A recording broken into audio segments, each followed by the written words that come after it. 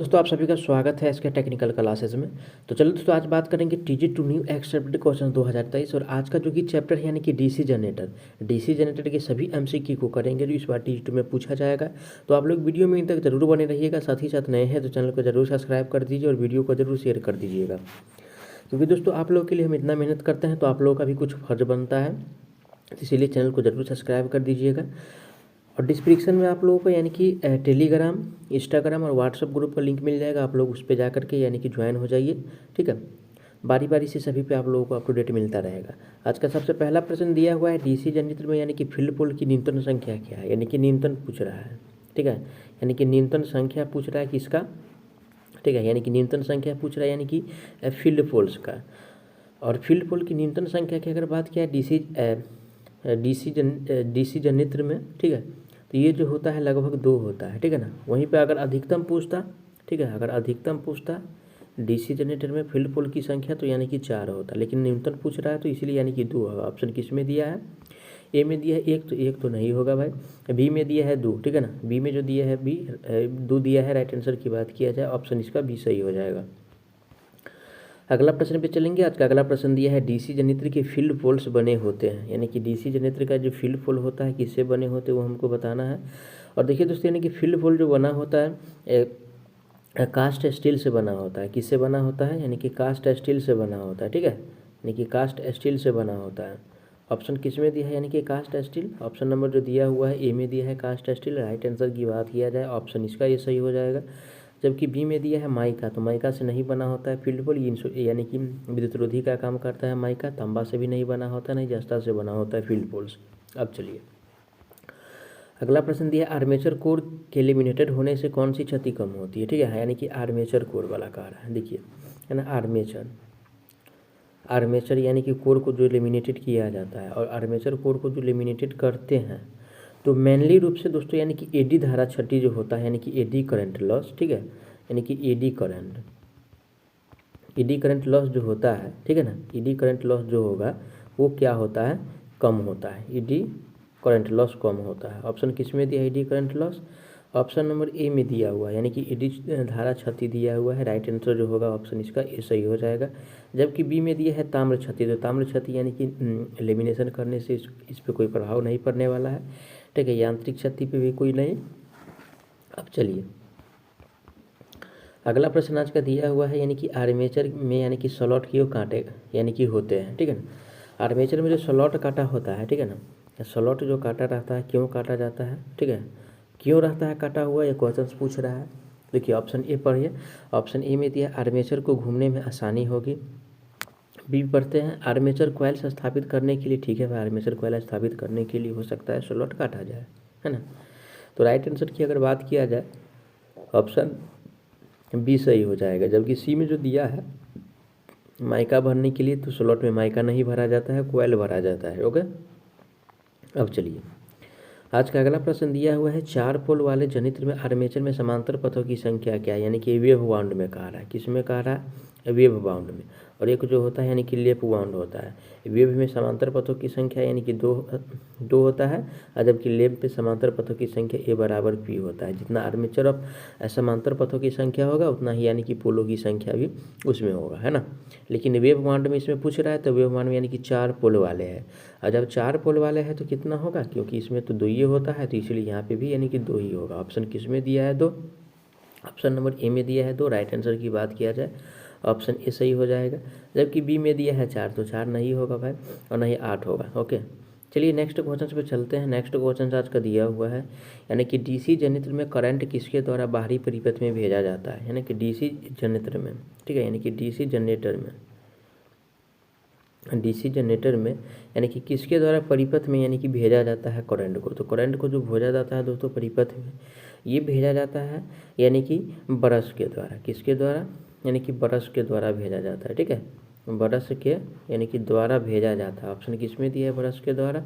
Option number A में दिया है ब्रश के द्वारा, राइट आंसर की बात किया जाए तो ऑप्शन ए सही हो जाएगा। जबकि बी में जो दिया है आर्मेचर के द्वारा, तो आर्मेचर के द्वारा बाहरी परिपथ में नहीं भेजा जाता है, नहीं दिक् परिवर्तक के द्वारा। दिक् परिवर्तक का कार्य है दोस्तों यानी कि एसी को डीसी में बदलना और डीसी से एसी में बदलना, ठीक है।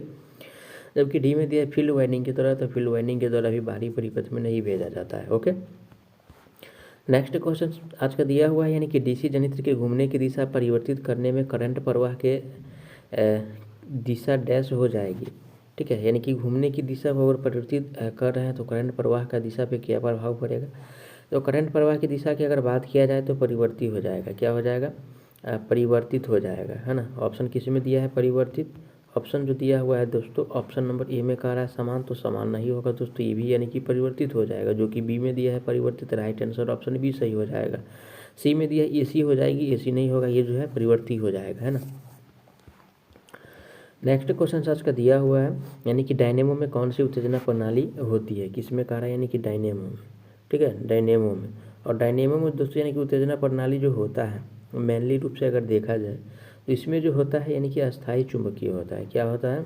अस्थायी चुंबकीय होता है। ठीक है ना, अस्थायी चुंबकीय होता है। ऑप्शन किस में दिया है? अस्थायी चुंबकीय। ऑप्शन नंबर जो दिया हुआ है दोस्तों ए में कह रहा है क्या? पृथक उत्तेजित, तो पृथक उत्तेजित नहीं होता है, नहीं विद्युत चुंबकीय होता है। ये जो होता है यानी कि अस्थायी चुंबकीय होता है, जो कि ऑप्शन बी में दिया है। राइट आंसर की बात किया जाए तो ऑप्शन इसका बी सही हो जाएगा। नेक्स्ट क्वेश्चन पे चलेंगे। आज का अगला प्रश्न दिया हुआ है, इलेक्ट्रोप्लेटिंग में कौन सा जनित्र प्रयुक्त होता है। किसमें? यानी कि इलेक्ट्रोप्लेटिंग में। ठीक है, इलेक्ट्रोप्लेटिंग में। और इलेक्ट्रोप्लेटिंग में दोस्तों यानी कि जनित्र जो प्रयोग होता है ये इलेक्ट्रोप्लेटिंग में दोस्तों यानी कि जनित्र जो प्रयोग होता है डीसी शंट जनरेटर प्रयोग होता है। कौन सा? डीसी यानी कि शंट जनित्र का प्रयोग किया जाता है। ऑप्शन किस में दिया है?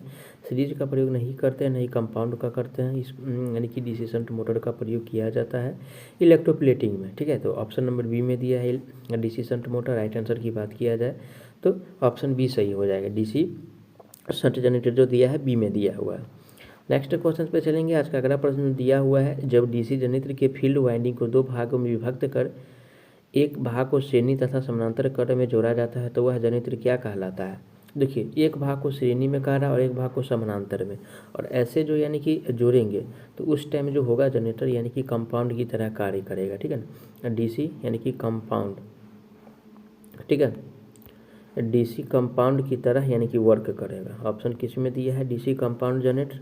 ऑप्शन नंबर जो दिया है दोस्तों ए में कह रहा है यानी कि सीरीज, तो सीरीज की तरह नहीं काम करेगा और नहीं शंट की तरह काम करेगा। ये जो काम करेगा ओनली फॉर कंपाउंड की तरह, जो कि ऑप्शन नंबर सी में दिया है। राइट आंसर की बात किया जाए तो ऑप्शन इसका सी सही हो जाएगा। आज का अगला प्रश्न पे चलेंगे। नेक्स्ट क्वेश्चन आज का दिया हुआ है, यानी कि डीसी कंपाउंड जनित्र में विद्युतवाहक बल स्थिर रहता है। तो दोस्तों यानी कि विद्युतवाहक बल, ठीक है, यानी कि ईएमएफ।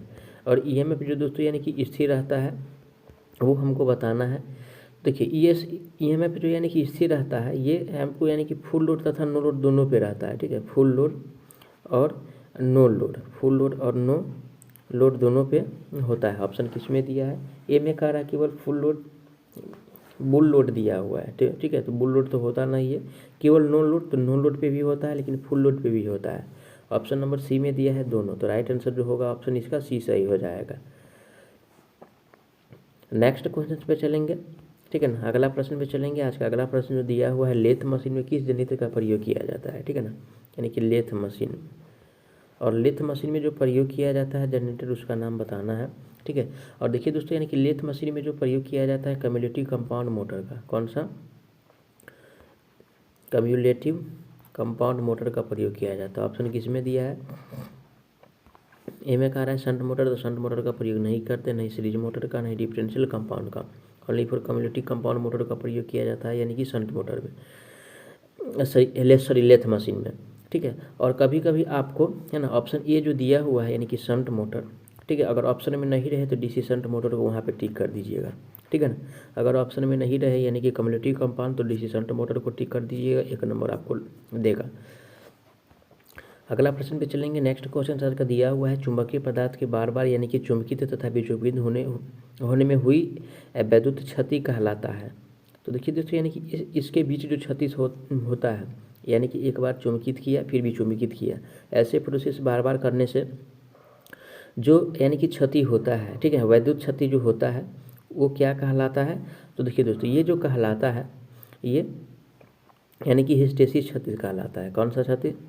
हिस्टेसिस क्षति कहलाता है। ठीक है ना, हिस्टेसिस क्षति कहलाता है। ऑप्शन किस में दिया है? हिस्टेसिस। ऑप्शन नंबर जो दिया हुआ है दोस्तों हिस्टेसिस क्षति, ऑप्शन नंबर बी में दिया हुआ है। किसमें? बी में दिया है। राइट आंसर जो होगा ऑप्शन इसका बी सही हो जाएगा। जबकि ए में दिया है एडी धारा क्षति, तो एडी धारा क्षति ऐसा प्रोसेस होने से नहीं होता है, नहीं ताम्र क्षति होता है, नहीं यांत्रिक क्षति होता है, ओनली फॉर हिस्टेरेसिस क्षति होता है, बार बार यानी कि चुंबकित करना और विचुंबकित करना। चलिए अगला प्रश्न है आज का, यानी कि लोह क्षति, यांत्रिक क्षति एवं शंट फील्ड क्षति के मिश्रण को कहते हैं। ठीक है, लोह क्षति, यांत्रिक क्षति और शंट फील्ड क्षति को मिश्रण को जो कहेंगे दोस्तों, इसको कहा जाता है यानी कि नियत क्षति। क्या कहा जाता है? नियत क्षति कहा जाता है। ऑप्शन किस में दिया है नियत क्षति? ए में कह रहा है यानी कि एस्टेज क्षति, तो एस्टेज क्षति नहीं कहेंगे इसको, ठीक है ना। ए में क्या कह रहा है? एस्टेज क्षति, एस्टेज क्षति नहीं कहेंगे, इसको कहेंगे नियत क्षति, जो कि ऑप्शन बी में दिया है। राइट आंसर ऑप्शन बी सही हो जाएगा। जबकि सी में दिया है यानी कि अस्थिर क्षति, तो अस्थिर क्षति भी नहीं होगा और कुल क्षति भी नहीं होगा, ठीक है ना। केवल अगर लोह क्षति और यांत्रिक क्षति रहता तो ये एस्टेज क्षति के अंतर्गत आ जाता, लेकिन यानी कि यहाँ पे शंट फील्ड क्षति भी है, तो इसीलिए नियत क्षति के अंतर्गत ये आएगा। चलिए अगला प्रश्न आज का दिया है, फ्लेमिंग के यानी कि दाएं हाथ के नियम के अनुसार प्रेरित विद्युतवाहक बल की दिशा इंगित करती है, यानी कि दाएं हाथ के नियम के अनुसार, ठीक है ना, विद्युतवाहक बल की दिशा, ठीक है, यानी कि ईएमएफ की दिशा।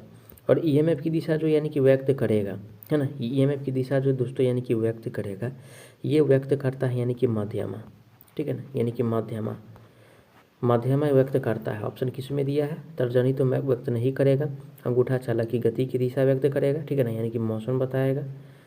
और बी में दिया है माध्यमा, राइट आंसर जो होगा दोस्तों यानी कि ईएमएफ की दिशा जो बताएगा यानी कि माध्यमा बताएगा। जबकि करंट की दिशा की अगर बात किया जाए तो यानी कि तर्जनी बताएगा। क्या बताएगा? तर्जनी बताएगा, ठीक है ना। ये सब ध्यान रखिए, क्वेश्चन इससे पूछा जाता है यानी कि फ्लेमिंग के रूल से। राइट आंसर ऑप्शन इसका बी सही हो जाएगा। अगला प्रश्न पे चलेंगे। आज का अगला प्रश्न दिया हुआ है, आर्मेचर द्वारा स्थापित चुंबकीय क्षेत्र का मुख्य चुंबकीय क्षेत्र पर पड़ने वाले प्रभाव डैश कहलाता है। तो देखिए दोस्तों, यानी कि इस पे मुख्य क्षेत्र पे पड़ने वाला जो प्रभाव कहलाता है, इस प्रभाव को यानी कि आर्मेचर प्रतिक्रिया प्रभाव कहेंगे। क्या कहेंगे? आर्मेचर प्रतिक्रिया प्रभाव कहेंगे, ठीक है, आर्मेचर रिएक्शन। ऑप्शन किस में दिया हुआ है?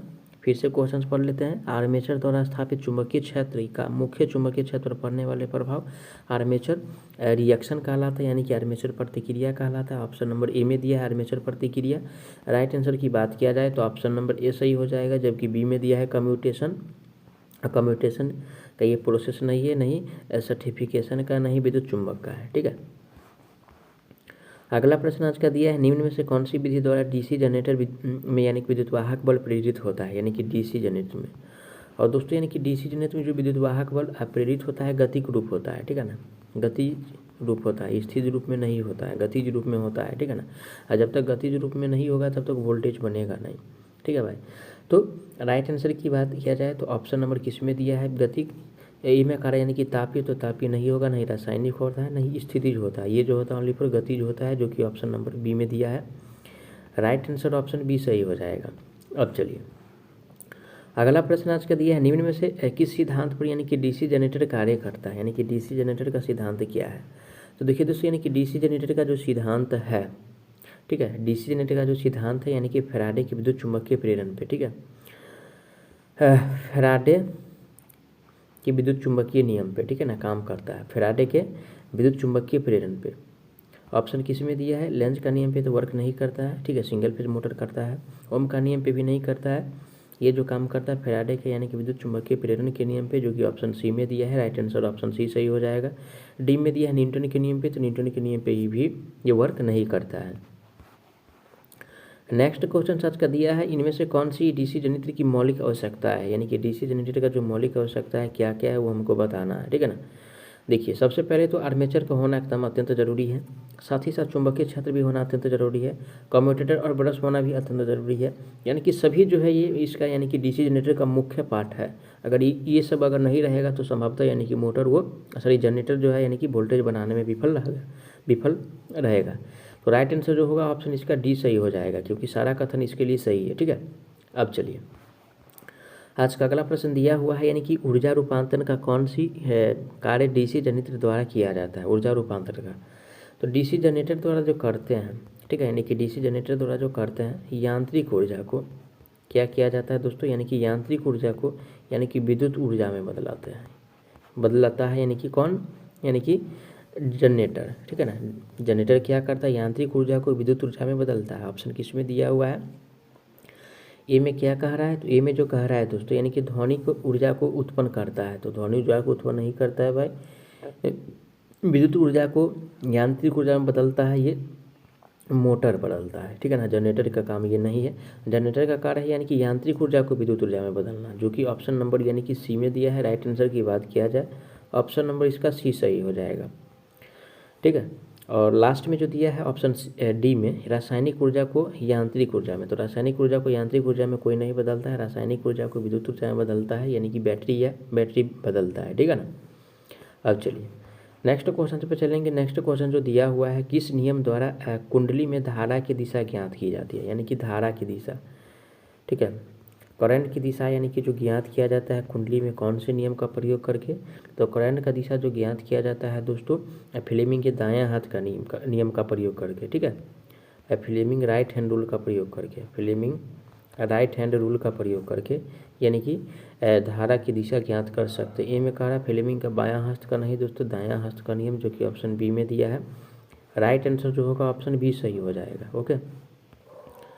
अगला प्रश्न पे चलेंगे। आज का नेक्स्ट क्वेश्चन जो दिया हुआ है, सामान्य आर्मेचर प्रतिरोध का मान होता है, यानी कि आर्मेचर रेसिस्टेंस का, ठीक है।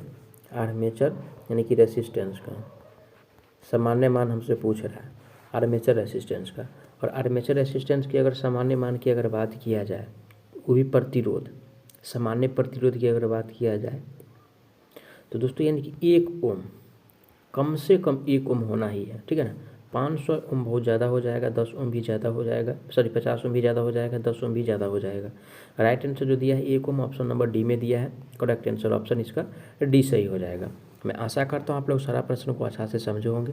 अगर कोई भी प्रश्न में किसी प्रकार का डाउट है तो आप लोग उसके लिए कमेंट कीजिए, आपको जवाब बहुत जल्द मिलने वाला है। साथ ही साथ नए हैं तो चैनल को ज़रूर सब्सक्राइब कर दीजिएगा, वीडियो को ज़रूर शेयर कर दीजिएगा, और डिस्क्रिप्शन में व्हाट्सएप ग्रुप और टेलीग्राम ग्रुप का यानी कि लिंक मिल जाएगा, आप लोग उसको ज़रूर ज्वाइन कर लीजिए उस पर, यानी कि